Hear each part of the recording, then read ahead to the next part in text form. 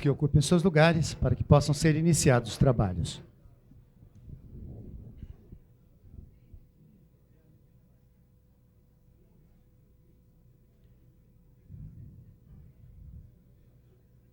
Bem, senhoras e senhores, terá início neste momento a audiência pública da Comissão de Defesa dos Direitos Humanos, Cidadania, Ética e Decoro Parlamentar sobre o sistema penitenciário do Distrito Federal.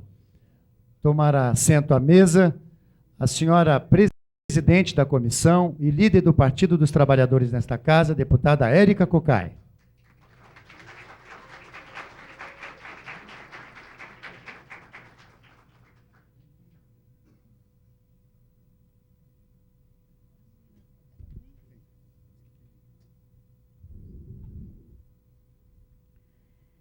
Eu gostaria de saudar todas e todos que estão aqui, dizer que são absolutamente bem-vindos para que possamos efetivar uma discussão que já estamos nos detendo a fazê-la há algum tempo. E para compor a mesa, e nós podemos realizar esta audiência pública, que tem como objeto a convocação do secretário de Segurança e do subsecretário do SESIP. Eu gostaria de chamar o próprio secretário de Segurança Pública e Defesa Social do Distrito Federal, general Atos Costa de Farias.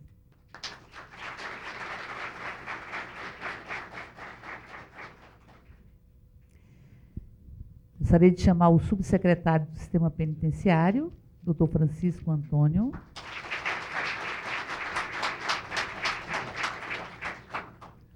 Doutor Wellington, presidente do Sindicato dos Policiais Civis do DF. Ex-presidente. Me corrija se eu estiver errada. Reeleito, mais uma vez, graças a Deus. Presidente reeleito do Sindicato dos Policiais Civis. O doutor Mauro César Lima, presidente do Sindicato dos Delegados de Polícia.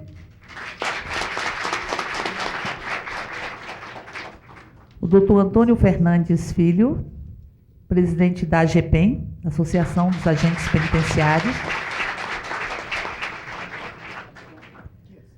Doutora Márcia Canário, assessora da Ouvidoria da Secretaria Especial dos Direitos Humanos da Presidência da República. E, por fim, o senhor Silvio Santos Salles, presidente da Associação de Familiares e Amigos dos Presos, a FAP.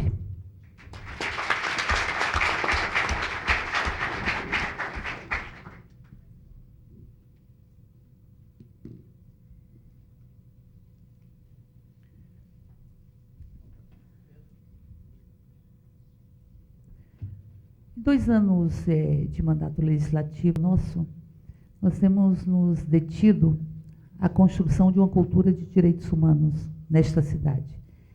Eu diria que lutamos para que os direitos humanos tenham passagem no Distrito Federal e possam se consolidar enquanto uma cultura.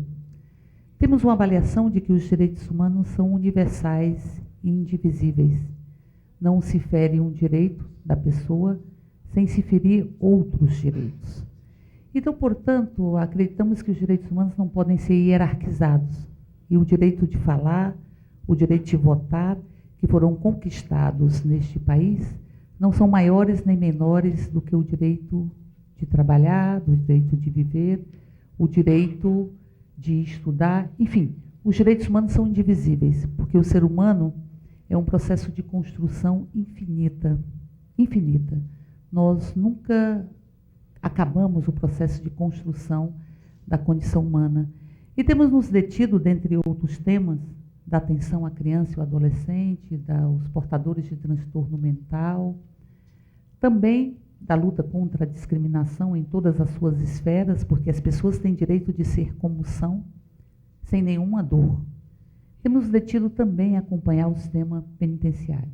Já fizemos inúmeras visitas ao sistema e, a partir daí, trabalhamos com a primeira elaboração de diagnósticos, diagnosticar qual é a realidade do sistema. Diz um grande escritor russo, Dostoiévski, que a gente conhece um pouco a nossa sociedade se nós conhecermos os nossos presídios, porque ali nós vamos ter uma dimensão exata de como vive a nossa sociedade. E o que nos chama a atenção nos presídios, é que ali tem uma população que é bem definida. Nós temos nos presídios uma população, via de regra, de baixa renda, via de regra, de baixa escolaridade, uma população, na sua maioria, negra ou parda, e, particularmente, o que mais nos causa estranheza e nos impulsiona para buscarmos uma resolução dos problemas que a sociedade vive, é que ali tem uma população jovem. A esmagadora maioria dos que estão encarcerados nesta cidade e neste país são jovens. E eu diria, portanto, que o presídio, como final da linha, o final de uma linha, ele indica que nós estamos comprometendo toda uma geração de jovens. E nos remete a uma ausência de políticas públicas, políticas de saúde, de educação, de lazer, rompimento de paradigmas que foram criados, que são paradigmas que confundem o ser com o ter, numa sociedade extremamente consumista, que envia mensagens diárias, pacotes de desejos prontos que são internalizados, de que as pessoas têm que consumir para se validar socialmente. Essa sociedade que diz consuma para ser alguém, também manda uma outra mensagem: você não vai consumir, porque é uma sociedade de extrema concentração de renda. Portanto, ao olhar a superlotação dos presídios aqui no Distrito Federal, e de sorte em todo o país, nós vamos ver que tem uma falência de políticas públicas que está fazendo com que o nosso sistema sejam superlotado, o sistema penitenciário. Mas, para além disso, esse país tem que rever alguns atos e algumas ações e algumas leis. Nós temos uma larga porta de entrada para o sistema penitenciário, mas temos frestas de porta de saída. Eu falo, por exemplo, da lei dos crimes hediondos, que já promovemos aqui nesta casa um debate sobre isso. Já estivemos com o presidente da Comissão de Constituição e Justiça à época, para discutirmos que ela tem que ser repensada e revista, porque ela impede a progressão, não obstante o comportamento, a avaliação do comportamento do preso seja uma boa avaliação, e ela limita a condição de livramento condicional. Essa é uma discussão que nós vamos ter que fazê-la. Tem que se individualizar as penalidades e avaliar-se caso a caso. Se a lei hoje ela diferencia o traficante do usuário, ela não diferencia do ponto de vista da condição de crime hediondo e das restrições impostas o pequeno traficante do grande traficante. Nós vamos ver no sistema penitenciário feminino que por volta de 60% a 70%, até mais, das mulheres que ali estão presas por crime hediondo, tráfico, muitas vezes pequenos tráficos, com penas pequenas, de 2, 3 anos, 4 anos, mas que não dá direito a nenhuma expectativa de progressão. E nós sabemos, secretário, que o ser humano, quando perde o ideal, ele deixa de ser humano, porque o ideal é que nos movimenta. Eu diria que esse diálogo que o ser humano consegue fazer, a partir da nossa finitude, porque somos finitos com o infinito, ele é o que nos caracteriza e nos faz com que a gente se reconheça enquanto ser humano. Se perde ideal e expectativas, se perde a condição humana. Mas nós vamos avaliar aqui no sistema prisional do Distrito Federal, a partir de um relatório do Tribunal de Contas que foi feito por uma provocação da nossa comissão, da Comissão de Direitos Humanos da Câmara, que a população carcerária do Distrito Federal, ela cresceu a uma taxa anual de 22,16%, entre 96 e 2002. A média nacional de crescimento da população carcerária foi de 7,82%, pegando um período de 95 a 2000. E a taxa média de crescimento da população local do Distrito Federal foi de 2,79%. Então, veja bem, a população carcerária cresceu uma taxa anual de 22,16%. O crescimento da população foi de 2,79%. Esse é um dado que faz com que nós nos detamos numa reflexão. Uma reflexão que aponta que em 95 nós tínhamos menos de 2.000 presos no Distrito Federal. Vários agentes e vários diretores de presídios argumentam que conheciam todos os presos por nome, que havia uma individualidade, e para o tempo de 15 anos atrás, 10 anos atrás. Hoje nós temos uma população carcerária de 7.200 presos. Com a expectativa encaminhada pelo governo no PPA, de que tenhamos 15.000 presos em 2007. Ou seja, o sistema está esgotado. E eu diria que estamos no número de 7.200 muito em função do trabalho do juiz da VEC, que tem trabalhado incansavelmente no sentido das progressões, dos livramentos, enfim. E porque agora temos um juiz da VEC há algum tempo titular, o que é bom, para que nós não fiquemos sempre com juízes substitutivos, sem que tenhamos substitutos, sem que tenhamos uma permanência. Mas diz ainda o relatório do TCDF que todas as unidades do Distrito Federal, do sistema prisional, têm excesso de contingente carcerário. Que em 29 de março deste ano, o percentual de excedentes era de 69,95%, quase 70%. E aí vamos tomar a média nacional e vamos ver que a média nacional está em 34%. Isso dados de 2002. A média de superlotação ou de excesso do contingente carcerário em nível nacional, 34%. A do DF, quase 70%, 69,95%. E é importante ver que, para além da condição dos presídios, nós temos 11.000 mandados de prisão a serem cumpridos. Obviamente que não são 11.000 pessoas, muitas têm mais de um mandado, mas de toda sorte, imagine se fossem cumpridos todos esses mandados. Como não estaria o sistema penitenciário do Distrito Federal? Então, portanto, o Distrito Federal é a unidade da federação que possui a maior população carcerária por habitante.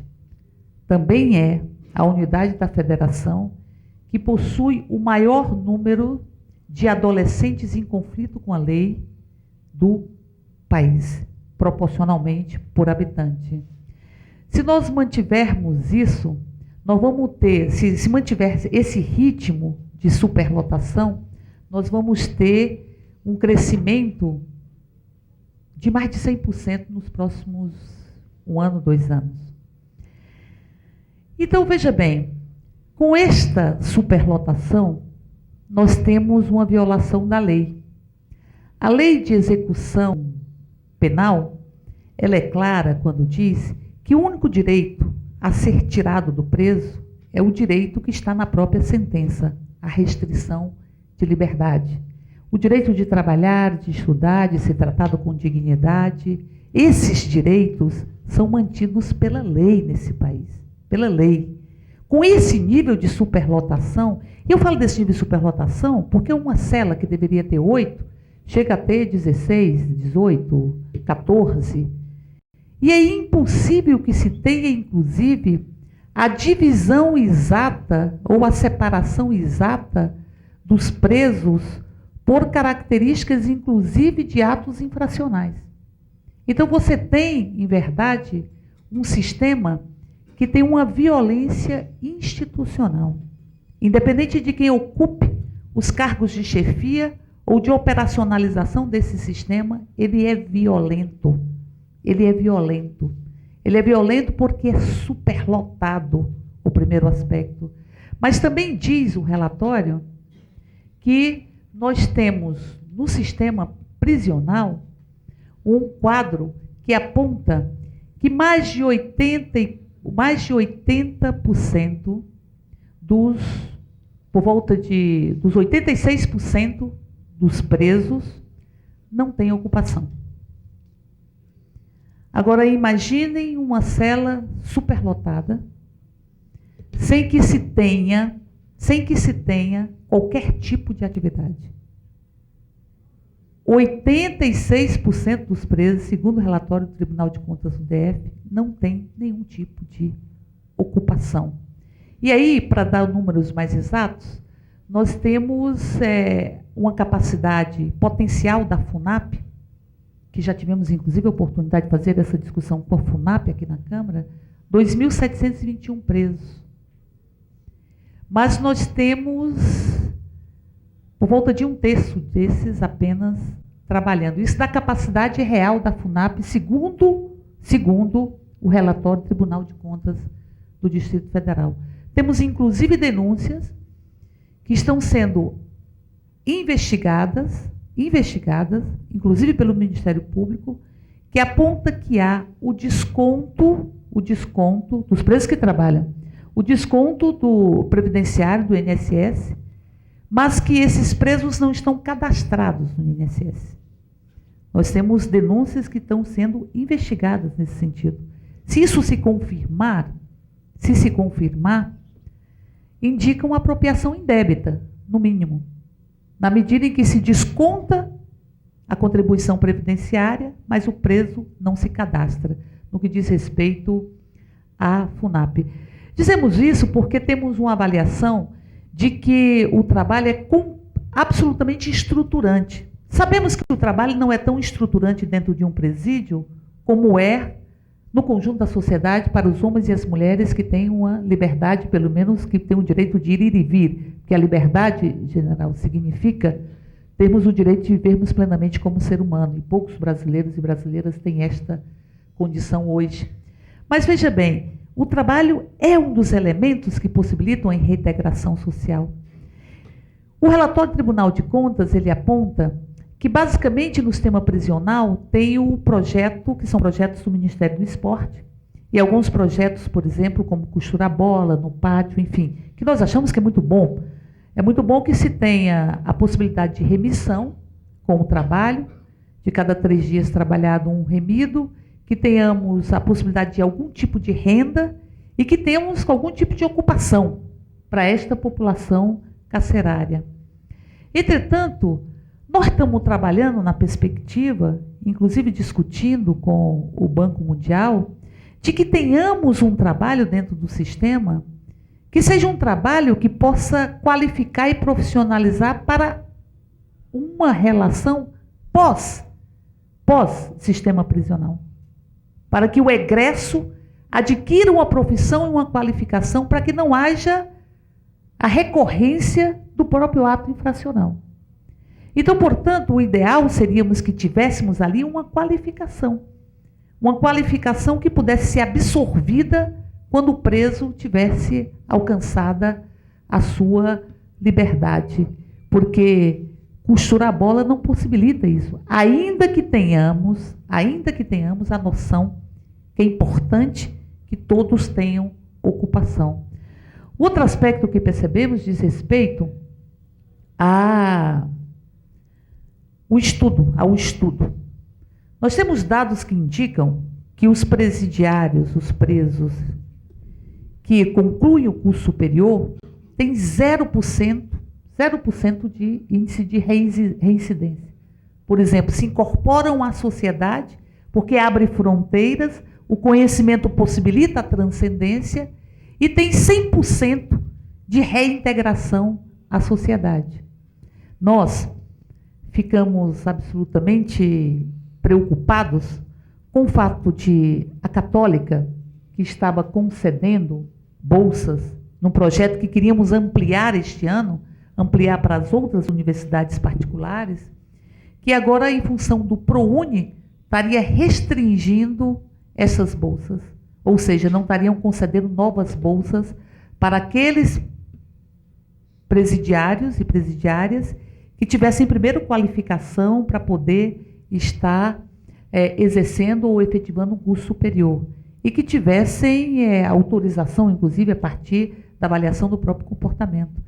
Nós estivemos com o secretário Nacional de Ensino Superior do MEC.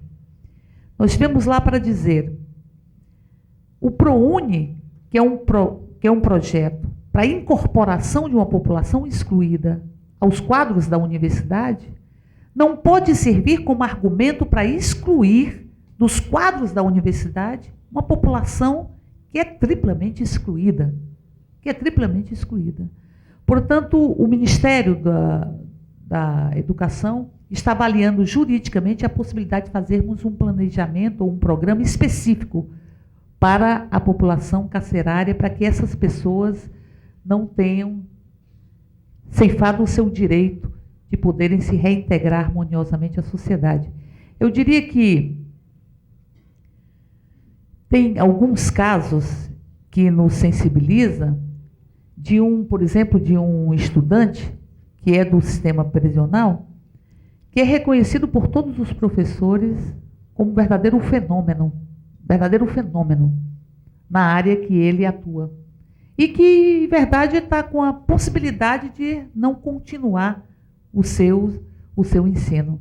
Portanto, eu diria o seguinte, o sistema prisional vive uma crise aqui no Distrito Federal, que é uma crise de sorte que não se resume apenas ao Distrito Federal. E aí nós nos perguntamos, se o sistema prisional está dessa forma, nós nos perguntamos qual é o objetivo das penitenciárias? Seria servir como exemplo? Ou seja, não cometa nenhum crime porque você irá ser preso. Se é para servir como exemplo, não tem sido eficaz. Porque temos uma sociedade a cada dia mais violenta. Sobre todos os aspectos, violência simbólica, violência real. Então não tem servido como exemplo. É tanto que o sistema está superlotado. Se não serve como exemplo, serviria para reintegrar. Houve um erro, a pessoa cometeu um crime, tem que ser punida, portanto, porque cometeu o crime, mas com a perspectiva de que ela faça uma releitura e se reposicione frente à sociedade para resgatar uma relação harmoniosa com essa mesma sociedade. O que nós estamos percebendo é que o sistema como ele está, ele tem muita dificuldade de reintegrar harmoniosamente as pessoas que ali estão à sociedade. E porque tem uma violência que, para além de tudo, é uma violência institucional. Mas mais que isso, se o sistema cresceu desta sorte, as condições objetivas para que ele venha a funcionar não acompanharam esse crescimento. Não acompanharam. Não acompanharam do ponto de vista de novos prédios. Está sendo construído um novo presídio no Distrito Federal, é verdade, e nós achamos que é importante que o construa. Mas esse prédio vai funcionar com que agentes penitenciários? Vai funcionar com que estrutura? Temos avanços, sem nenhuma dúvida, particularmente no que diz respeito à saúde prisional. O convênio foi feito entre o Ministério da Justiça e o Ministério da Saúde, que aqui tem sido implementado pela Fundação Zerbini, e que coloca equipes dentro do sistema de cada presídio para que possa atender a população. Achamos que foi um grande progresso. São insuficientes as equipes ainda, porque o contingente que atinge é um contingente muito grande, mas de toda sorte, nós reconhecemos como um grande progresso. Mas quando se cria um novo presídio, nós vamos entrar num aspecto que me parece que é um nó górdio. Nós não temos agente penitenciário no sistema. Não tem agente penitenciário no sistema. E como eu disse anteriormente, que quando se viola um direito, se viola outro, eu diria que o direito dos agentes penitenciários também está sendo violado. Eu diria que me chamou muita atenção uma fala de uma agente penitenciária, que dizia o seguinte: o que nos diferencia dos que aqui estão presos é que nós dormimos em casa. E que dizia, todos os dias que a gente vem trabalhar, nós nos sentimos em uma situação de risco. E aí me parece o seguinte, se trabalha com tensão, se trabalha com medo do que pode vir a acontecer, porque se trabalha com um sistema que é uma panela de pressão é uma expressão que foi utilizada pelo ministro da Justiça, Márcio Tomás Basto, quando estivemos lá todos, para que não fosse abrigado em Brasília, todos os deputados, eu diria, que não fosse abrigado em Brasília o Fernandinho Beiramar. E ele dizia, o sistema penitenciário brasileiro é uma panela de pressão. É uma panela de pressão. Então, veja bem, se nós temos essa condição de ausência de agente, isso vai representar uma série de outros problemas. Isso vai representar que nós tenhamos em Brasília as visitas às quartas e quintas-feiras. E o que significa ter as visitas às quartas e quintas-feiras? Significa que nós vamos ter a restrição do direito à visita. O direito à visita semanal está na lei. Agora, quando é quarta e quinta-feira, as pessoas trabalham, as pessoas estudam. Então, elas têm dificuldade de ir visitar os seus amigos ou seus familiares nos presídios às quartas e quintas-feiras. Brasília é um dos únicos lugares da federação onde isso acontece. Em geral, as visitas, como era antigamente aqui, são nos finais de semana. Vai representar dificuldade de escolta para atendimento na saúde pública, na rede de saúde pública, quando for necessário. Vai representar dificuldade, como está acontecendo, de escolta para encaminhar o preso para audiência judicial. O que é importante para o preso para que ele possa ter uma progressão ou ter uma perspectiva de progressão da sua própria pena. Vai representar a diminuição dos banhos de sol, a diminuição de ir para a escola, a diminuição da possibilidade de ir para as oficinas de trabalho. Porque, veja bem, como é que eu posso admitir que está tudo bem em ter presos numa cela superlotada, que deveriam ter 8 e tem 14, 15, que estão sem qualquer tipo de ocupação e que ficam até 2 ou 3 dias sem sair da cela. Sem sair da cela. Isso é um suplício do corpo. Porque nós, a sociedade medieval, utilizava o suplício do corpo para punir as pessoas que cometiam crimes. Inclusive o esquartejamento em praça pública. Isso foi superado pela própria humanidade. Ou nós trabalhamos com a perspectiva de reintegração social e este sistema, como está, se não for reestruturado, não vai reintegrar. Ou não vai reintegrar na medida da necessidade que se tenha. E, para além disso, eu falo até agora da violência institucional, nós temos uma série de denúncias do que diz respeito às relações com as pessoas que trabalham no presídio. Nós encaramos que a Polícia do Distrito Federal é a polícia mais bem preparada do Brasil. A polícia mais bem preparada do Brasil, não temos dúvida disso. Temos absoluta noção de que vivem numa situação os agentes de completa tensão. Inclusive, fizemos nesta casa uma audiência pública para discutir a saúde dos agentes penitenciários, porque há um grande nível de estresse, há um número, e aqui foi relatado, de doenças que são doenças somáticas, que são doenças que se expressam no corpo em função de uma tensão, e há um grande nível de tensionamento no exercício do trabalho. Encaramos que o trabalho ele tem que ser associado ao prazer e nunca ao sofrimento. Não se pode entrar num trabalho como se entrasse numa roleta russa sem se saber o que vai acontecer depois. Mas entendemos que toda essa situação tem feito com que tenhamos uma série de problemas dentro do sistema e uma série de denúncias que nós estamos encaminhando e encaminhamos sempre, tanto para a CESIP quanto para o Ministério Público, para que sejam apuradas.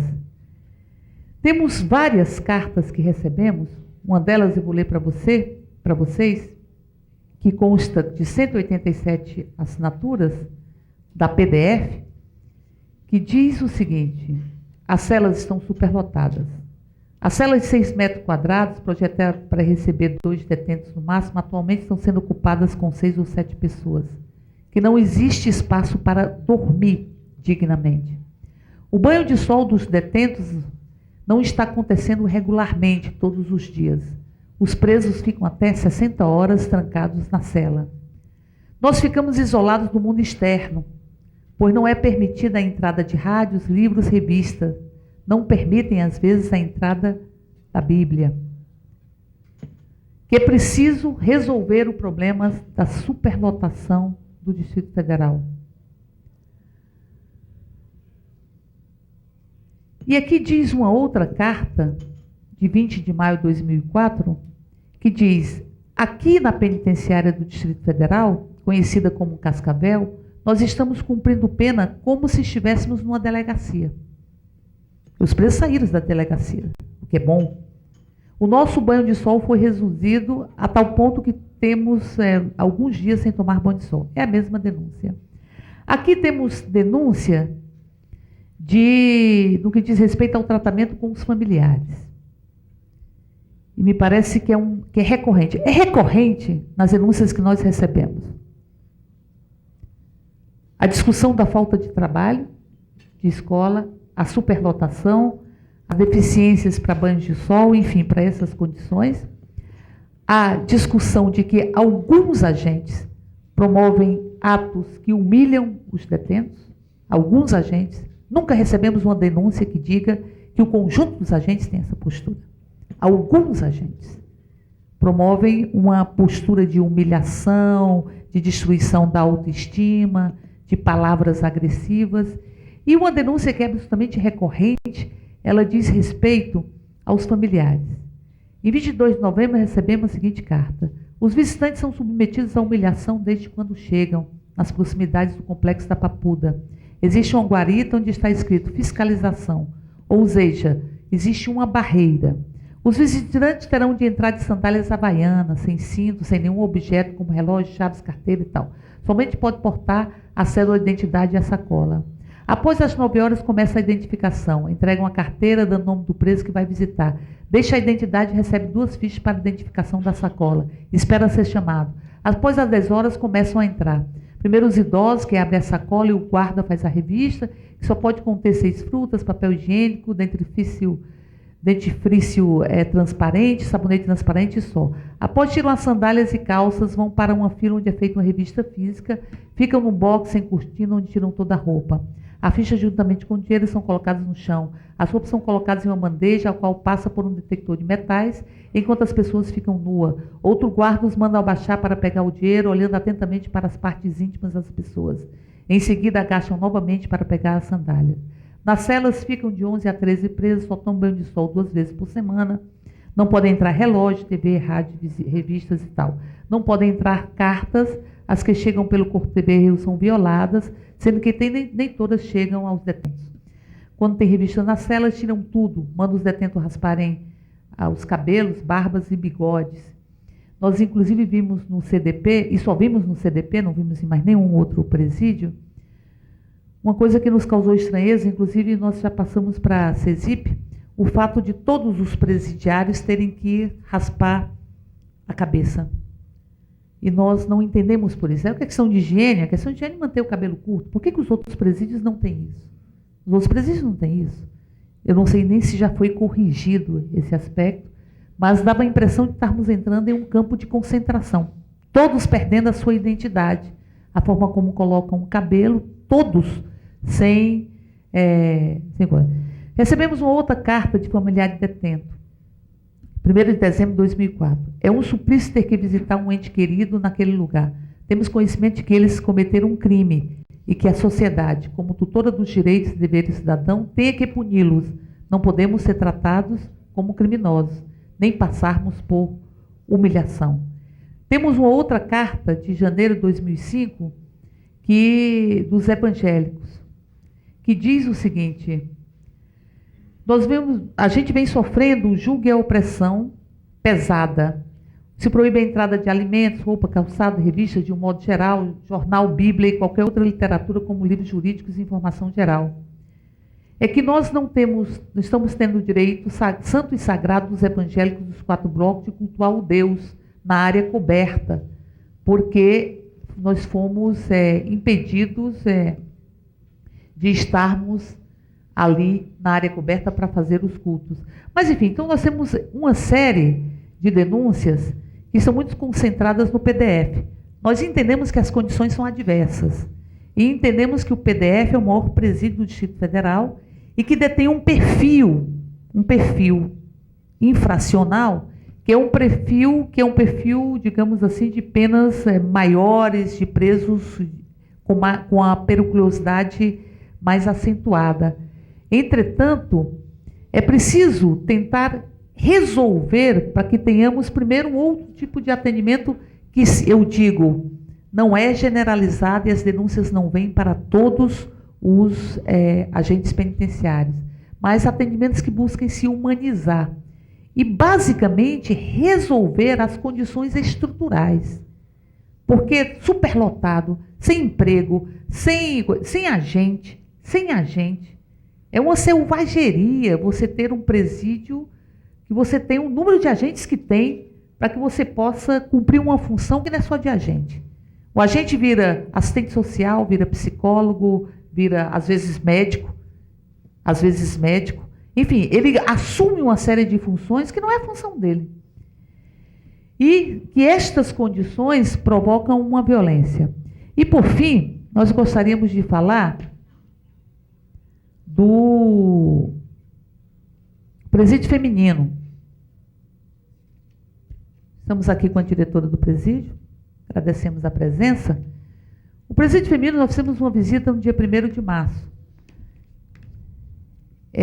Esperamos que essa situação ela já tenha sido, pelo menos, minimizada. Mas eu diria do presídio feminino que nos pareceu extremamente grave, porque é um processo que ataca a identidade de gênero. Achamos que é um presídio que não tem a superlotação que outros presídios têm. Ele tem condições. Então, nós temos condições objetivas melhores para que possam ser trabalhadas, mas temos algumas coisas que me parece que precisam ser corrigidas e, por isso, nós vamos estar fazendo um seminário específico sobre mulheres encarceradas. Aí não apenas pegando a realidade do Distrito Federal, mas fazendo uma discussão, enfim, sobre as mulheres encarceradas. Até porque a população carcerária é majoritariamente masculina. O crescimento das mulheres presidiárias não acompanhou a mesma proporção do crescimento dos homens presidiários. Então, eu diria que nós temos não chega a 300 presas no Distrito Federal de um contingente de 7.200. Mas estamos fazendo um levantamento na Comissão de Direitos Humanos sobre a violência no Distrito Federal, e ela é uma violência que tem como vítima, vitimizador e vitimizado, os homens. São os homens que são os maiores agentes ou vítimas da violência urbana. Mas, enfim, então nós temos condições objetivas melhores no presídio feminino. Mas temos algumas coisas que me parece que precisam ser corrigidas. Uma delas é a questão das visitas íntimas. A diretora do presídio se dispôs, inclusive, a fazer uma discussão para se buscar uma resolução. Porque pelo Conselho Penitenciário Nacional, ele estabelece que as visitas íntimas têm que ser feitas com as pessoas que são cadastradas, só pode se cadastrar uma pessoa por vez, e que ao se mudar essa pessoa, tem que se tirar aquela pessoa do cadastro e colocar uma nova pessoa. Mas se pode cadastrar. Do ponto de vista das visitas para as mulheres, só são permitidas as mulheres que são casadas, formalmente casadas. Receber a visita íntima dos seus maridos formais, uma relação formalizada. Ou então, pessoas que têm uma relação estável, que tenham tido filhos. Supondo que a detenta tenha uma relação estável de 15 anos, ela não pode cadastrar, sem filhos, não poderia cadastrá-la. Eu acho que é preciso, no mínimo, igualar ao que existe no presídio masculino. Senão eu vou dizer que o Severino Cavalcante tem razão. que as mulheres servem, que a mulher dele serviu durante 50 anos a ele, serviu, general, é como se a mulher fosse uma serviçal. E também que as mulheres têm que casar virgem, mas os homens têm que ter uma certa experiência, coisas desse tipo. Olha essas declarações do presidente da Câmara, que ferem toda a luta que as mulheres desenvolveram para ter igualdade de oportunidades e que não tem nos presídios no que diz respeito à visita íntima. Para além disso, nós temos a proibição de uso de batom, de entrada de batom sob o argumento de que no batom havia drogas. Foi encontrado batom com drogas. Eu acho que você primeiro não pode generalizar e impedir que a mulher exerça a sua identidade de gênero, do batom, do adorno. Tem adornos que você pode justificar que podem servir de arma, como um colar desses. Mas tem adornos que não representam qualquer tipo de risco. E as mulheres são desprovidas de terem a sua identidade feminina preservada no adorno. Inclusive, quando vão receber suas visitas não só íntimas, as mulheres passam por um ritual de adorno, de embelezamento, e que isso está sendo limitado. Então, portanto, nós vimos no presídio feminino, para além das condições que são melhores, do ponto de vista objetivo, de estrutura para o funcionamento, alguns elementos que é preciso que nós discutamos e que possamos superá-los. A proibição de rádio, inclusive, porque foi encontrado um rádio com droga. Enfim, nós achamos que é preciso que sejam preservadas as condições de segurança. Não temos nenhuma polêmica com relação a isso. O que nós combatemos são os abusos que às vezes são ineficazes. Porque se diz que está proibido entrar batom, que está proibido entrar rádio, porque pode entrar droga junto, que a visita não pode ser íntima de um companheiro se não for casado ou tiver uma união estável com filhos, porque se pode colocar droga, como se a união estável não pudesse levar droga, ou a relação formalizada não pudesse também estar transportando droga. Apesar de todo esse processo de cerceamento, há falas que dizem que tem muita droga, que tem droga, inclusive, dentro do presídio, para além das drogas lícitas. Nos assustou o número de mulheres que fazem uso de drogas lícitas, drogas, enfim, que são ministradas dentro do próprio presídio. Acho que é uma discussão que nós vamos ter que fazê-la, vamos fazer esse seminário. Esse seminário não é para discutir o presídio do Distrito Federal, é para discutir a questão das mulheres encarceradas em geral. Fizemos uma grande luta acerca do indulto, porque cai no hediondo, a maioria está no hediondo e não teriam direito ao indulto, para que nós possamos dar uma condição mais digna e que nós não tenhamos ali reproduzido uma desigualdade. Eu vou encerrar dizendo apenas que nós entendemos a necessidade do rigor, do ponto de vista de tentar se impedir da entrada de drogas ou tantas outras coisas dentro do presídio. Nós nunca vamos entender, e eu espero que todas as investigações que estão sendo feitas a partir disso concluam que não são verdadeiras essas denúncias, nós nunca vamos entender o maltrato, a humilhação. Nunca vamos entender. Esperamos que todas essas denúncias não se confirmem. Todas elas não se confirmem. Esperamos mesmo que todas essas denúncias sejam absolutamente investigadas e com profundidade, que não se confirmem. E que não se confirmem. Porque aí vamos trabalhar na perspectiva de resolvermos as condições objetivas, porque sem elas não tem como resolver nada. Sem resolver superlotação, falta de agente, todos esses elementos, falta de escola, falta de educação e de trabalho, não vamos resolver qualquer outro problema. Mas vamos estar, a Comissão de Direitos Humanos, tentando sempre elaborar diagnóstico e buscar as formas de superação. Estamos aqui trazendo o secretário e o subsecretário, que agradecemos a prontidão em vir, que nunca se negaram a vir fazer essa discussão nesta casa, nunca, ou qualquer outra discussão, nunca se negaram a vir. Estamos agradecendo a presença para que a gente, a partir de um diagnóstico dado, nós possamos buscar a forma de superação. Porque todo preso tem um encontro marcado com a sociedade. E ele vai voltar e se incorporar pior ou melhor nesta relação social, de acordo com como ele é tratado dentro do próprio sistema. Todo preso vai ter uma volta à sociedade. E nós queremos que seja uma volta harmoniosa. Nós queremos porque acreditamos que é possível a recuperação do ser humano. Acreditamos no que os cristãos acreditam, que essa recuperação é possível. Achamos que da forma que está, o sistema tem se mantido única e exclusivamente para assegurar a pseudo-paz. Assegurar a pseudo-paz. Assegurar que não haja rebelião, assegurar que não haja fuga, e tudo isso é importante para a sociedade, sem dúvida nenhuma, que não haja rebelião, que não haja fuga. Mas a função do sistema não pode ser ter condições para assegurar apenas isso. E eu digo que as condições que estão dadas hoje só permitem assegurar isso. Sem agente, superlotado, sem trabalho, só permite assegurar que não haja fuga, que não haja rebelião, só permitem assegurar a contenção, reconhecendo o esforço de vários agentes, reconhecendo o esforço de várias pessoas que estão no sistema, na perspectiva de possibilitar uma outra saída e uma outra história e um outro futuro. Mas as condições objetivas são essas. São essas.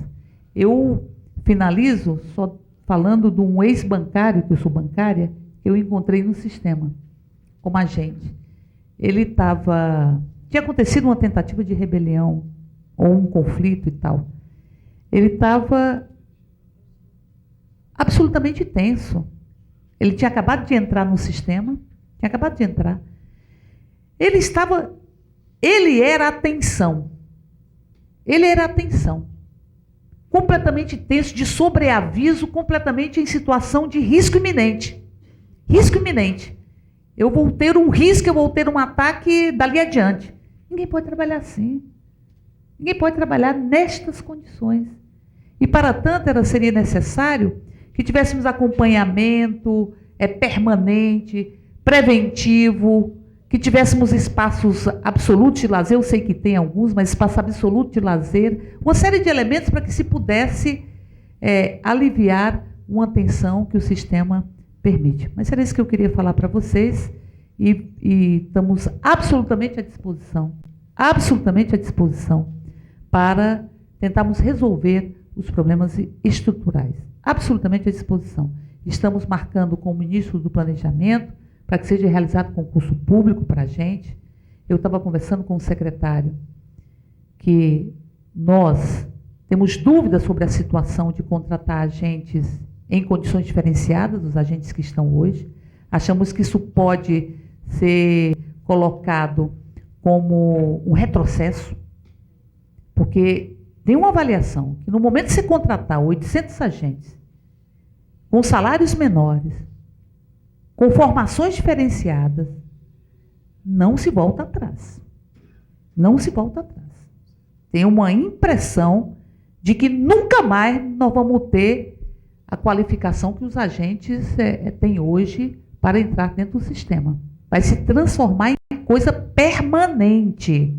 A experiência que nós temos é que se torna permanente e que você vai ter 2 tipos de agentes dentro do sistema. 2 tipos de agentes, o que me parece que é muito perigoso. Eu entendo que há um problema emergencial, entendo isso. Entendo que tem desvio de função de policiais militares, de bombeiros, que tem inclusive ações do Ministério Público, mas acho que nós não podemos trabalhar com soluções, soluções que teoricamente seriam transitórias, mas que correm o risco de se transformarem em permanentes, e que são soluções que provocam um retrocesso sob esse ponto de vista. Portanto, eu encerro e vou passar a palavra para que as outras pessoas da mesa...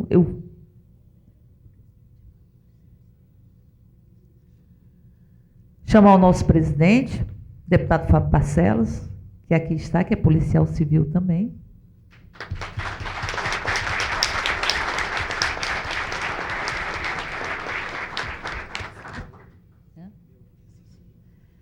Que, aliás, é antecessor do Wellington.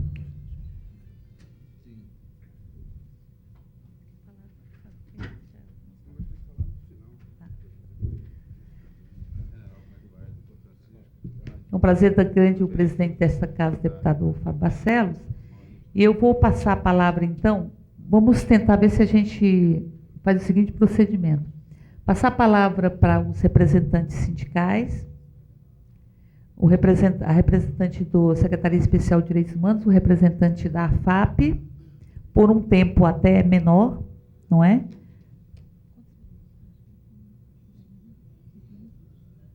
De 5 a 10 minutos, e depois nós vamos passar para os nossos dois convidados, pessoas que estão aqui, o objeto da investigação, para que possam se expor as suas ideias acerca de todos esses aspectos. E depois para o nosso presidente, Fábio Barcelos. Eu passo a palavra, portanto, para o Mauro César Lima, que é presidente do Sindicato dos Delegados de Polícia Civil.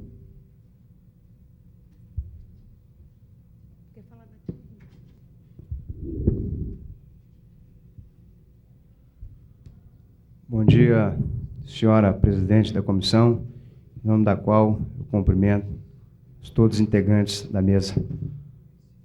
Bom dia, senhores delegados, senhoras delegados, senhores e senhoras policiais civis, militares, autoridades do governo, Coronel Almir Maia. Cumprimento a todos, senhoras e senhores, familiares dos internos. Eu acho que, a partir do momento que a sociedade, de forma tranquila, séria e organizada, venha procurar resolver as suas deficiências, eu tenho plena convicção que o governo vai se integrar à sociedade nas suas respectivas pastas e vai, de forma racional, solucioná-los dia a dia. Eu costumo dizer dia a dia, porque eu não acredito, ao longo desses 20 anos de polícia que eu tenho, trabalhando exclusivamente no combate ao crime nessa cidade, em soluções mirabolantes, em mágicas, e mesmo porque, senhora presidente, a segurança pública, eu costumo dizer, é uma pasta que atravessa problemas em todos os governos, com exceção, diria, que não é a perfeição a nossa, mas com bastante dedicação do governo, do senhor secretário, dos delegados, dos policiais e principalmente aos policiais do sistema penitenciário, porque são pessoas que trabalham em regime de extremo estresse, em risco constante para eles e para os seus familiares que ficam em suas residências desguarnecidos. Obviamente, eu gostaria também de dar uma atenção especial à mãe dos internos, das internas. Conforme eu já disse, ao longo desses 20 anos, prendi várias pessoas que, lamentavelmente, entraram para o crime através de amizades essas que, quando a pessoa se envolve com determinada situação criminosa, costumava me dizer: doutor, eu pensei que ele era meu amigo e me vejo preso. Obviamente que, a partir desse momento, a polícia, eu falo exclusivamente a mãe, os pais e os familiares dos internos. A polícia tem que agir, tem que se fazer a justiça.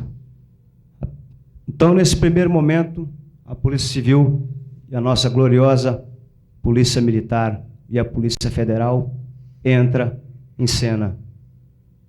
Identificamos essa pessoa que cometeu esse ato criminoso. Confeccionamos procedimentos formais nas unidades policiais e quando a pena é de reclusão, esse cidadão será encarcerado. Aí que começa a situação, uma vez essa pessoa sendo condenada pela justiça, ou seja, vai pagar a sua pena. Eu gostaria de dizer também que esse não é o mais perfeito, o nosso sistema penitenciário, mas os senhores, as senhoras, têm acompanhado dioturnamente em alguns estados. São verdadeiras máquinas os presídios de fabricar criminosos, com exceção dos nossos. Eu, senhor secretário, me deparei N vezes com elementos que foram presos e me encontram no dia a dia e falam: doutor, eu paguei a minha pena, errei e estou reintegrado, tenho uma oportunidade. A deputada disse uma coisa interessante. Agora, a sociedade, quando ela diz da reintegração do preso. Agora, eu gostaria de falar aos senhores, a nossa sociedade, com todo respeito a muitos que têm um seu lado espiritual, é uma sociedade materialista. Eu gostaria de perguntar aos senhores quantos empresários, quantos comerciantes têm nos seus quadros de servidores ex-detentos, ex-presidiários. Então, uma grande hipocrisia da nossa sociedade. Então, deixa a pessoa, cumpre a pena, e nós da sociedade, aquele ali estava preso, não vamos empregá-lo não. Então, viu, é preciso, senhor secretário e senhora deputada, separar as coisas. Nós temos que acolher, sim, dar mais atenção para os nossos presidiários, quando eles já pagaram as suas penas, nossos ex-presidiários, diga-se de passagem. Obviamente, como eu falei há pouco, o Estado, o custo da segurança pública é alto. Ele é alto e ele não se mostra com bons olhos para a sociedade. Construção de presídios. Mas os senhores vejam a qualificação dos nossos agentes penitenciários. Eu sei que o regime é estressante, mas a qualificação dos nossos agentes penitenciários, dos nossos delegados de polícia, todos eles com nível superior. Eu, nesse momento, estou ministrando aula, que sou instrutor de tiro na academia de polícia. Veja a qualificação e a qualidade dos nossos policiais. Sei que temos que ter mais agentes penitenciários, estamos providenciando, o concurso está em andamento, ok? Sei da dificuldade dos repasses das verbas para o Estado no que diz respeito a contemplar todas as deficiências da área de segurança pública, bem como da saúde, da educação, enfim. Agora nós, a partir desse momento, eu acredito que vislumbro no horizonte, obviamente, políticas penitenciárias sérias, como já está se fazendo em Brasília, mas pode melhorar a partir do momento que sentamos todo mundo e a gente percebe que há deficiências. Sim, há deficiências. Ora, mas vamos procurar supri-las de forma como está acontecendo nesse momento aqui na casa, senhor presidente Fábio Barcelo. Agora, gostaria de deixar claro que no regime prisional, lamentavelmente, tem que haver necessariamente uma revista minuciosa às pessoas que eu sei que são entes queridos, mas querem visitar os seus que lá estão, seus entes que lá estão. Mas pode ser que uma dessas pessoas é uma pessoa maléfica, que pode trazer um armamento ou uma droga para ser comercializada, ou então para aquele interno praticar um homicídio contra um outro interno. Eu sei do constrangimento, mas é necessário essa revista. Obviamente, ninguém, eu que sou policial há 20 anos, quando a polícia civil ou militar ou federal me para no meu veículo, você sente que, pô, mas eu estou certinho. Então, ninguém gosta de ser revistado, ninguém gosta de ser abordado, e ninguém, minha gente, nem um ser humano gosta de estar encarcerado. Muito menos nós, policial, gostaríamos que a sociedade, as pessoas, jamais viesse a praticar um ato para ficar num presídio. Deveríamos estar em harmonia, onde um respeita o direito dos outros. Mas eu gostaria de dizer o seguinte, que se há alguma mazela no sistema penitenciário, ela vai ser apurada com rigor, devidamente, por uma comissão, entendeu? De forma correta. Nós não aprovamos, não acoitamos mazelas. Mas diga, senhores, vejam como é importante nós mantermos o sistema penitenciário em harmonia com a sociedade. Não gostaria, e eu sei que não vamos obter isso, principalmente de parlamentares de sociedade organizada, é insuflar o sistema penitenciário, provocar o sistema penitenciário, os seus internos, de forma em que desestabilize o sistema penitenciário e venham ocorrer fugas ou rebeliões. Eu participo e me disponho, já fui com a deputada numa visita onde foi o Ministério Público, estou 24 horas para ajudar a construir o melhor sistema penitenciário. E digo a todos, como policial que sou, como delegado de polícia que sou, a Polícia Civil de Brasília, e eu tenho plena e absoluta certeza que a Secretaria de Segurança Pública, a Polícia Militar, jamais vai aprovar, vai acoitar qualquer violência desnecessária que ocorrer. E eu digo a vocês que a qualificação, vocês observem de uns anos para cá, os motins que se constrói nas penitenciárias de Brasília, como eles são debelados, de forma que, graças a Deus, os presos não precisam ter suas vidas ceifadas para ser contida a violência. Isso quer dizer que os policiais são treinados, constantemente treinados e preparados.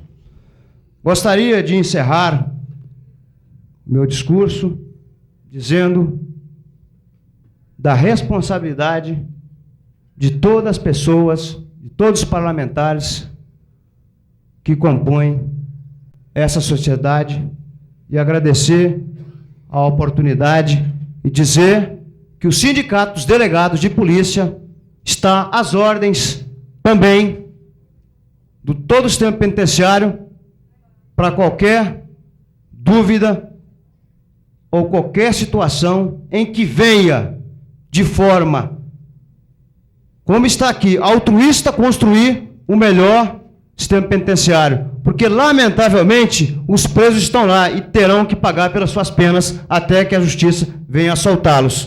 Muito obrigado.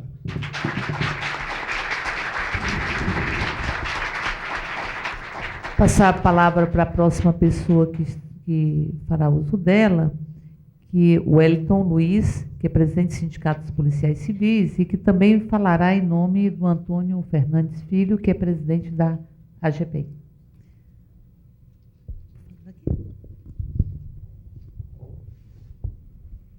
Bom dia a todos. Quero saudar a mesa na presença da nossa presidente da comissão.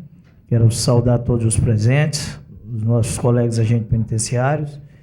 E, deputada, quero lhe parabenizar pela iniciativa, né, da gente poder trazer a público e um tema tão polêmico. É o momento em que a gente aproveita para soltar um pouco a voz, até porque, graças a Deus, em vários pontos nós concordamos. Algumas coisas foram ditas pela senhora e nós entendemos que é a mais pura verdade. Primeiro, graças a Deus, nós temos aí a Polícia Civil, o sistema penitenciário mais bem preparado, do Brasil. E isso se dá principalmente graças à boa vontade desses servidores, porque, infelizmente, se depender do Estado, falta muita coisa mesmo. O agente penitenciário está tendo que tirar do próprio bolso para poder sustentar o sistema.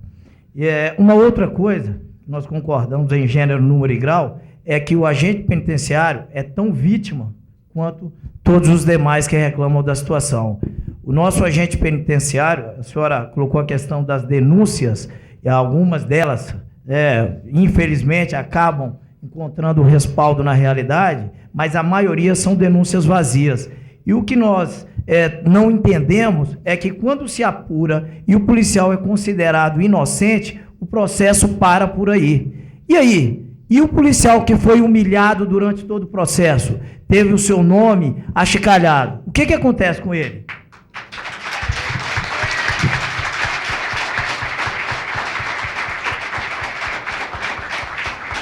Essa é uma injustiça que vai fazendo do policial um ser desequilibrado, porque ele é ser humano. Antes de ser policial, ele é um pai de família, ele sai de casa para trabalhar.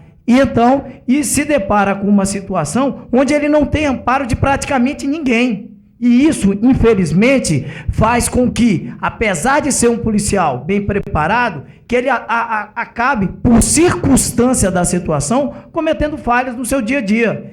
E o mais grave de tudo isso, deputada, e isso aí é uma coisa que eu acho que tem que ser revista imediatamente, o policial, quando ele está doente, já é um hábito, né? Isso é histórico, ao invés de buscar solução para o seu problema, o que o Estado faz? O que a administração faz? Pune o policial, é mais fácil de resolver o problema. Então, se o policial cometeu alguma falha, não se busca as verdadeiras circunstâncias. O interessante é punir esse policial, levar esse policial a uma situação de ridículo, né? E o estresse, como está lembrando o Fábio aqui, é consequência, é o resultado dessa falta de sensibilidade que se tem com um profissional que lida com vidas, que lida com um ser humano que foi retirado da sociedade por circunstâncias, às vezes alheia à família, mas geralmente por questões, né, ilícitas. Então, o policial tem a obrigação aí, a partir daí, de cuidar dessa pessoa. Às vezes a família não deu conta, e aí o policial vai cuidar. Só que, infelizmente, quem é que cuida do policial?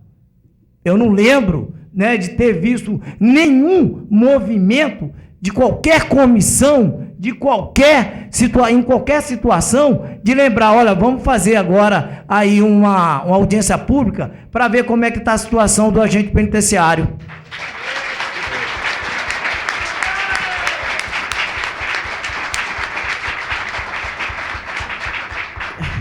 E, infelizmente, também, eu acho que a gente tem que colocar aqui que a voz da gente é tão estrangulada, presidente, que nós sequer podemos tornar público a grave situação que a gente vive. Se a gente fala quantos agentes penitenciários nós temos, nós tornamos o sistema mais inseguro ainda. Então, nem voz para gritar nós temos, e nem podemos. Sabemos do problema, mas não podemos torná-lo público. Então, isso, infelizmente, atrapalha ainda mais. E as pessoas que têm a obrigação de enxergar, fingem, né, que não veem, mas sabem porque isso é público e notório. A senhora colocou aqui a questão, e a gente respeita a questão da revista, ela é constrangedora, como bem disse o doutor Mauro César, agora ela é extremamente necessária. E é necessária para a segurança, não só do policial, mas para a segurança do preso. Nós conhecemos, principalmente o agente penitenciário, ele consegue detectar, deputada, uma lâmina que a visita leva por trás da língua. Quer dizer, coisa impossível da gente imaginar que alguém possa fazer, e se faz. A pessoa utiliza o próprio corpo para colocar a droga. Então, se ela utiliza o corpo, ela utiliza o batom, ela utiliza o rádio, ela utiliza a caneta. Então, aí a gente fala, mas isso é impossível? Não, não é impossível. Tanto não é impossível que eu tenho certeza absoluta que aos nossos chefes, a nossa administração só determinou que assim fosse, é por uma questão de segurança. Ninguém quer constranger ninguém gratuitamente. Então, o que se faz no sistema é uma coisa completamente necessária para a garantia do próprio preso, porque ele está sob a guarda do policial. Se qualquer coisa acontecer lá, hoje a gente lembra bem, o policial, tem um policial cuidando aí de 150 presos, não interessa como ele cuide. Se esses presos fugirem, porque esse policial não tem a menor condição de mantê-lo, o que acontece com o policial? Ele é punido, o problema é dele. Se vire, resolva você o problema. Né? O Estado tem a obrigação de te punir, e você tem a obrigação de cuidar, mesmo sem condições nenhuma. E isso aí, infelizmente, não dá para continuar.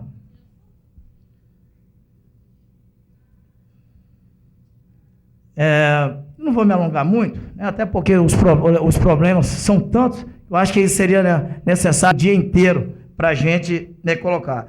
Mas a gente percebe, viu, deputada, primeiro, nós somos órfãos, realmente. Infelizmente, não se olha com os olhos que se deveria se olhar para o nosso policial. Policial que, infelizmente, convive com o sistema doente, convive, infelizmente, com pessoas que foram aí, através dos seus próprios atos, excluídas da sociedade, e o policial, ele não é ouvido. Eu acho que se faz necessário que as autoridades, antes de fazer os seus relatórios, que vá conviver pelo menos uma semana, não precisa mais não, uma semana dentro do sistema penitenciário, que vá viver o que os nossos agentes penitenciários vivem.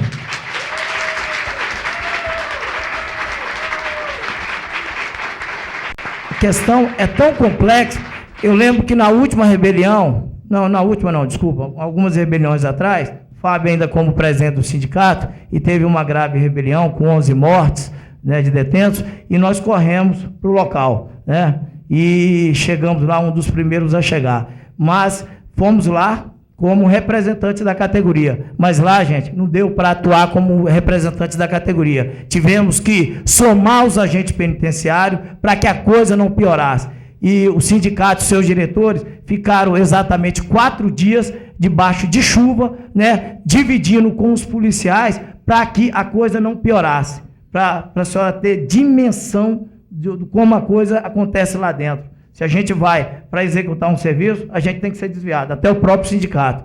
Então, a senhora imagine o dia a dia desses policiais, imagine o que é que não convivem e como não convivem com essa situação de penúria total que hoje vive o policial. E, obviamente, a culpa é dele.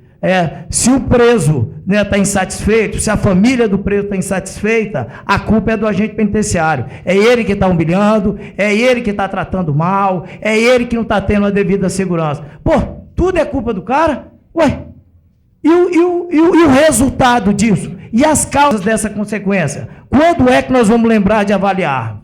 Quando é que nós vamos lembrar que antes de chegar a essa situação, existe aí um problema muito maior, que é o descaso com o servidor, que é o descaso com o funcionário. Enquanto isso não for resolvido, eu duvido que se resolva a questão, né, do trato com o preso. Porque é impossível você tenha 10 filhos e tenha um filho. Vamos ver qual que tem um tratamento melhor. Se é o pai que tem o casal, os pais que têm um filho, ou aquele que tem 10. Então, como é que querem cobrar dos nossos policiais se não tem o zelo com ele, não tem a menor sensibilidade com esses servidores? Então, fica difícil ser bom, apesar da gente ter a consciência tranquila que nós somos, mas somos graças à vontade de cada um. Obrigado.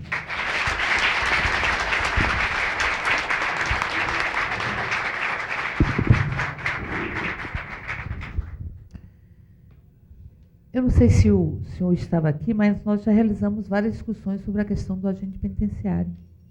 Inclusive, já discutimos aqui a saúde do agente penitenciário. Lembro que o deputado Fábio Barcelos participou dessa discussão, que foi uma riquíssima discussão.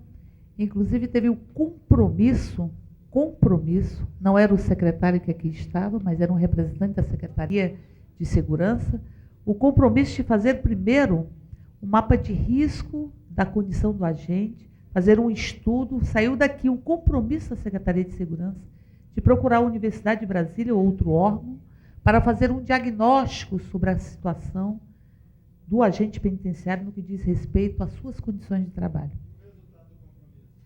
O resultado do compromisso o secretário vai responder quando tiver que falar, porque houve o compromisso, depois eu tive contato com a Secretaria de Segurança, que disse que estava fazendo tratativas com a Universidade de Brasília neste sentido. Portanto, nós temos consciência de como vive o agente penitenciário, consciência disso. Consciência, e estamos marcando, inclusive, uma reunião com o ministro da Justiça para tentar resolver o problema do agente penitenciário que passa pelo aumento contingente. Nunca expusemos o nome de nenhum policial. Nenhum. Nunca. Nunca falamos nenhum. Nem os policiais que sofrem denúncias, que são alvos de denúncia, nem muitos policiais que têm o carinho dos familiares. Os familiares apontam vários policiais, agentes, que os tratam com respeito e com dignidade. Inclusive, alguns familiares dizem o seguinte: ainda bem que era fulano de tal que estava no plantão, ainda bem que era fulano de tal que nos recebeu e tal, tal, tal. Portanto, nunca expusemos o nome de nenhum policial. Agora é preciso ter claro que quando chegarem denúncias de maus tratos, de humilhação, nós vamos investigar. Nós vamos investigar. Com muito cuidado, muito cuidado. Nunca fomos em nenhum órgão público, nem imprensa, para dizer que há tortura. Nunca falamos isso. Nunca. Dizemos sempre o seguinte: recebemos as denúncias e investigamos. E vamos publicizá-las se forem comprovadas ou não. Achamos que é preciso investigar. Estamos, inclusive, fazendo um convênio com o Ministério Público para as denúncias chegarem em tempo real ao Ministério Público, que tirou agora uma comissão de defesa dos direitos humanos, que vai funcionar transitoriamente e vai fazer um diagnóstico da questão dos direitos humanos, não apenas sobre o sistema penitenciário. Mas recebemos inúmeras denúncias de maus tratos, de excessos, de abusos, que temos muito cuidado. Não só isso, nós trabalhamos com denúncia de toda sorte. Denúncia de abuso sexual, que não é de policial, obviamente, denúncia de abuso sexual, de exploração sexual, de tráfico de mulheres, que não tem nada a ver com o sistema penitenciário. E sempre temos muito cuidado em não expor o nome das pessoas, não expor as pessoas e de proceder à investigação. Mas nunca vamos deixar de, ao receber uma denúncia, proceder a uma investigação. Eu só queria dizer mais uma coisa. Se encontrou droga em um batom, todas as mulheres não podem ser impedidas de usar batom. O senhor não sabe o que é um batom para uma mulher. O senhor não sabe o que é um batom para uma mulher. Se encontrou droga em um rádio, todas as mulheres não podem ser impedidas de ter rádio. Então, que se vê o batom na cantina, que se fiscalize os batons, que se faça qualquer coisa. Mas simplesmente eu não posso tirar a possibilidade da mulher ser mulher dentro do próprio presídio. Até porque, por falas da própria diretora do presídio, não se está conseguindo evitar a droga dentro do presídio, mesmo tirando batom, tirando o rádio, tirando isso. Então, veja bem. Imagine se não tirar, não. Ou o sistema avança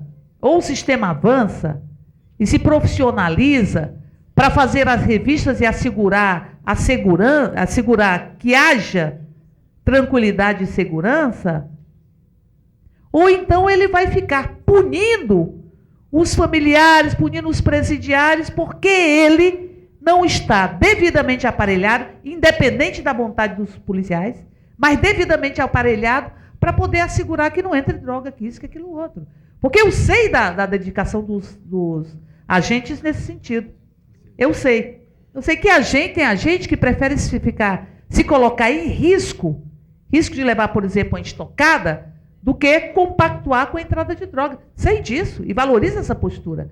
Mas a forma como está se dando, ela tem que ser revista. Se busquem os meios necessários, estamos dispostos a ajudar. Simplesmente eu não posso dizer que... E a visita íntima? Quer dizer que se é casado formal não leva droga? Aí depois diz o seguinte: não, porque tinha no pátio um casal que estava excedendo-se nas carícias. Mas tem que possibilitar a visita íntima. Até porque, se é direito do homem, tem que ser direito da mulher também. Ou não?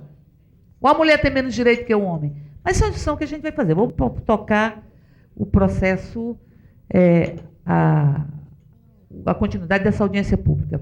Eu vou passar a palavra agora para o Silvio Santos Salles, que é presidente da Associação de Familiares e Amigos de Presos do Distrito Federal.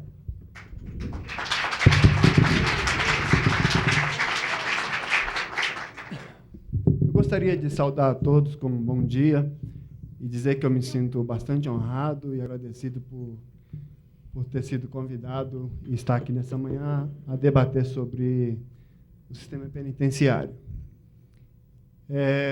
Como presidente da Associação de Familiares e Amigos de Preso, e é uma associação bastante recente, ao ser convidado, logo no início, eu recebi uma fichinha em que você deveria se identificar, né, colocar o nome e colocar lá de que associação ou para que você veio. E me fez lembrar, no momento que estava preenchendo a ficha, que eu tinha que colocar presidente da AFAP. E, há não muito tempo atrás, a deputada Érica Cocai, o doutor Dario, o secretário de Direitos Humanos, auxiliar dele, a Márcia e eu, nós fomos convidados a ir lá no PDF para apurar a respeito de uma denúncia de tortura de um determinado detento. E eu sou militar. E a deputada já estava lá, os advogados já estavam lá. E eu, quando tive que ser identificado lá na guarita, eu só tive acesso ao bloco, ao PDF, e não dentro do PDF, porque fui identificado como capitão do Corpo de Bombeiros e oficial militar.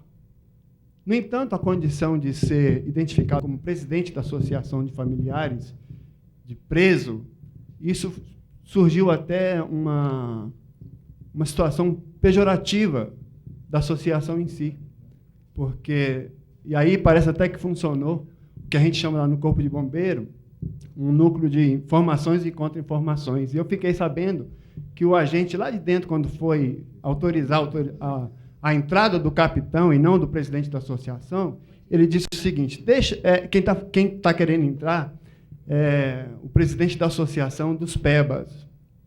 E eu, quando fui preencher a ficha, então, eu fiz essa relação e falei assim, realmente o presidente da associação dos PEBAs veio participar da reunião. E é interessante, porque quando a gente pensa em associação dos PEBAs, e hoje aqui, a gente vê que existe muita resistência da associação, desde quando ela foi criada, porque pensa-se que a associação é um adversário até dos presos, dos agentes penitenciários, como eu conheço ele, me tornei amigo dele numa das últimas audiências que nós tivemos aqui, porque a associação não tem esse propósito de ser adversária de nenhum dos senhores policiais. E eu estou querendo dizer isso exatamente para quebrar um pouco algum tipo de resistência que eu já vi aqui, até pelo semblante de alguns policiais, em que a associação ela não existe para isso. Ela existe para fazer funcionar o sistema, para que os direitos do preso venham a ser respeitados, para que os direitos dos familiares sejam respeitados e que a associação venha somar com o trabalho de vocês, para que esses direitos, para que o sistema, de fato, funcione como o ideal dele.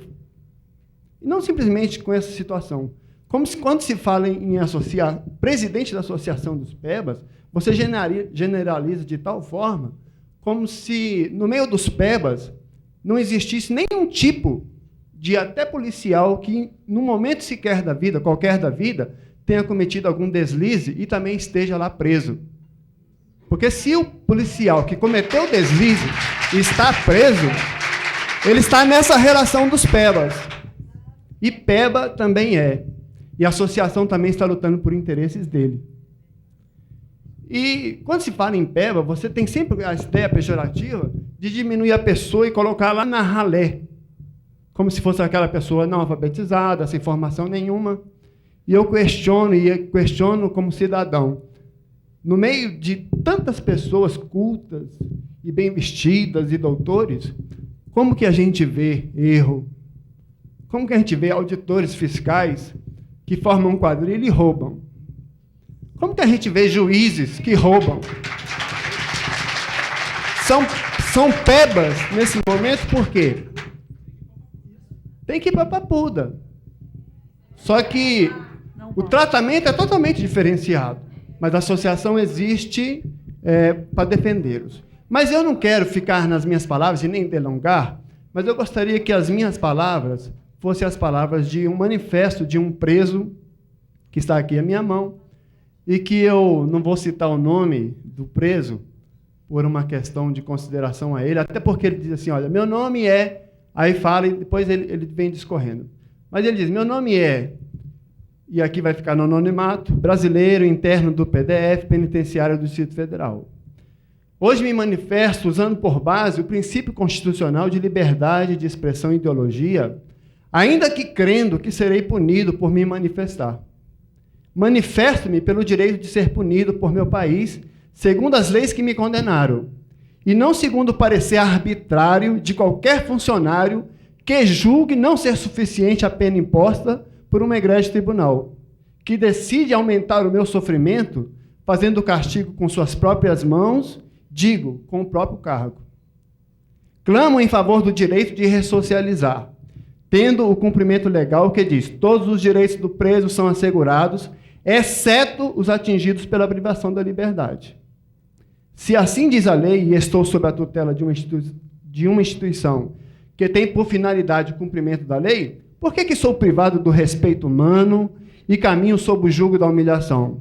Por que tenho mãe xingada e minha esposa ofendida em qualquer ocasião em que o pátio é invadido pelos policiais ou que elas tentam me visitar?